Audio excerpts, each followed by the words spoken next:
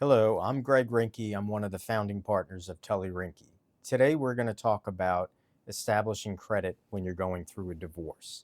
One of the first things you should do is pull your credit history and your credit reports through any of the credit bureaus. And that will show you what your credit score is, what accounts are open, any joint accounts that you're signers on.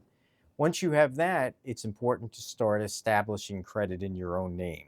So you should open a credit card in your own name, and then you should also start using it for small purchases so that you're establishing credit. The other thing that you want to do too is open a bank account, checking, savings account, putting some money, making some direct deposits in there so you have access to your own funds. And that your spouse may not have access to those funds. You do have to be careful, though, of moving money from a joint account into your separate account, though. So you should discuss that with a lawyer before you start moving any funds that are in a joint account.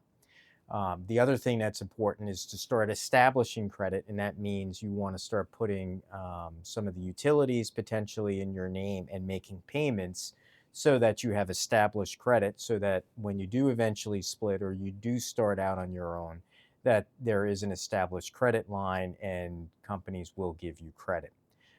Most importantly, when you're going through a divorce and establishing credit and talking about financials, it's very important to discuss this with a lawyer about what you can do and what you really shouldn't do and could be used against you in a divorce. But this is one of the most important things that you should start doing months out before you actually split or before you actually file for divorce.